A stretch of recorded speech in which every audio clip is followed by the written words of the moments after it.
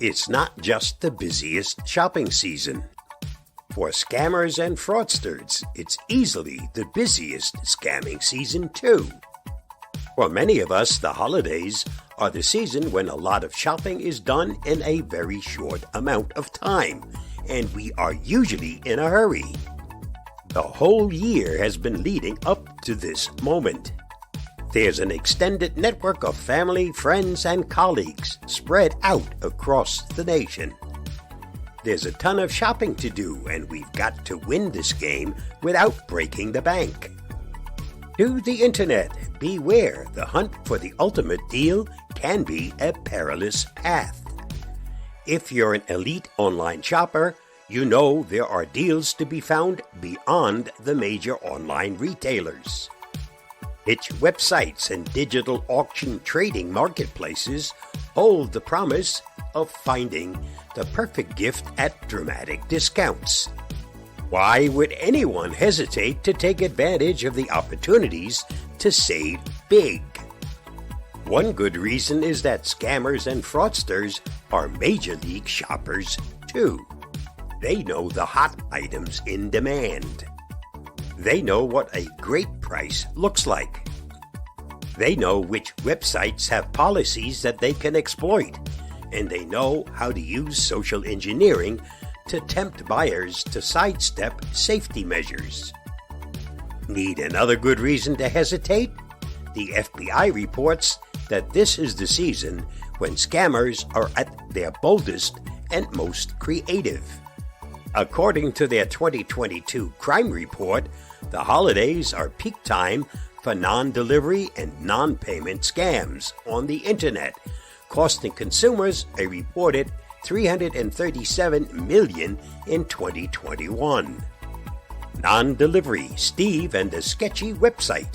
If you're listening to this, we don't expect you would do what Steve did. He browsed the internet and found a website offering the laptop he's gifting to himself for half the regular cost. He dismissed all the red flags. The image of the laptop looked weird. The website design felt strange, and the web address didn't have HTTPS at the front. Yet he entered his credit card information and hit buy. Steve's credit card was charged, yet the laptop never arrived. When he went back to the website, it no longer existed. The site and the deal were never real, and the scammers now have his money as well as his credit card information. Poor Steve. Now that we've got a simple example out of the way, let's look at some more advanced techniques the scammers employ. Mike and the Missed Mike. Sidestepping protection on auction sites. Imagine Mike, whose daughter is nearing the end of her teen years and has shown both ability and passion for singing and songwriting. The perfect gift this holiday, he decides, is a high-end microphone designed for vocalists. A little research and a little reading reveal a great mic for her, but it's unexpectedly expensive. Mike decides to jump onto an online auction site, and there it is, a new inbox mic with a current bid $300 below the retail price. The seller doesn't have much of a transaction history on the marketplace, but the listing explains everything. The seller got the mic as a gift, and they don't need it. Mike puts in a bid and hopes for the best. The next day, unfortunately, the auction ends for a much higher price than Mike's bid. Higher, in fact, than the regular retail price. But there's hope. Shortly after the item closed, Mike got an email from the seller explaining that the person who won the auction backed out. Instead of relisting the item, the seller is offering the item to Mike directly for the same price as his bid. But the seller explains it's a better deal because now the seller doesn't have to pay the auction site fees, and Mike doesn't have to worry about being outbid again. All Mike needs to do is pay the seller directly via a cash transaction app instead of using the auction website payment system. Tragically, Mike sends the money as well as his mailing address to the scammer. The item never arrives, the seller's account on the auction website is deleted, and the app Mike used to send the money offers no buyer or seller protection. Mike's money is gone. What happened? In this scenario, the scammer took time to create a convincing listing for an expensive and in-demand item. They drew bids from people like Mike by starting the auction price well below retail. In the auction's final minutes, the scammer used a different account to overbid for the item, making the fraudster both the buyer and the seller. Finally, the scammer contacted Mike through his bid history on the website. After they had him hooked, they deleted the official listing, took his money, and got away clean. Mara's mislabeled marketplace scammer. Mara knew the perfect item for her best friend, a vintage pair of sneaks from her favorite brand. She looked all over to find them at an affordable price, finally discovering the perfect pair listed on a social website that features an informal marketplace. Mara reached out to the seller to find out if the shoes were still available, and they were.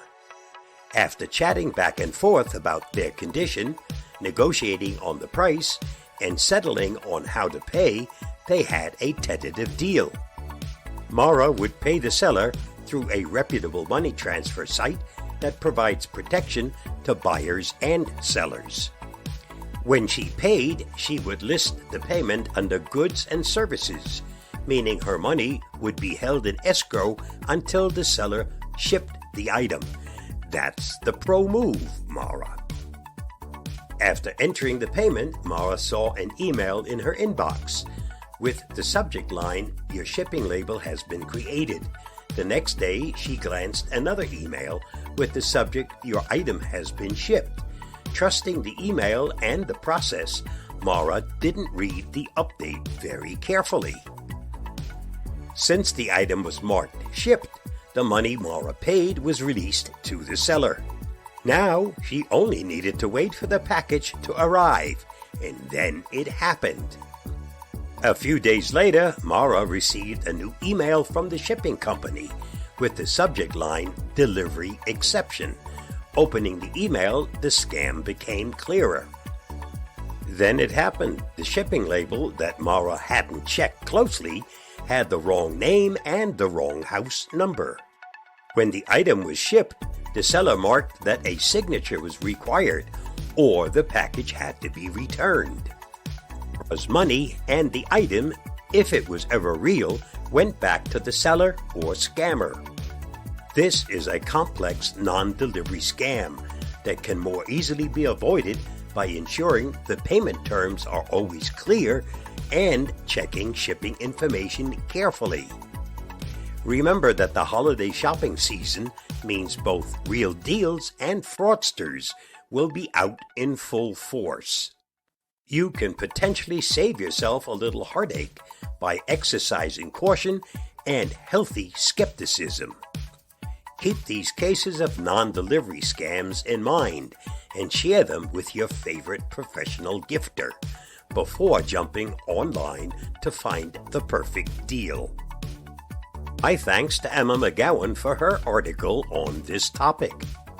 You'll find her article at the link listed.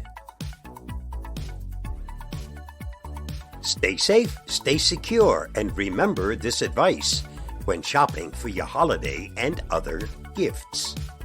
I'll see you again soon. Bye-bye, and thanks for watching and listening.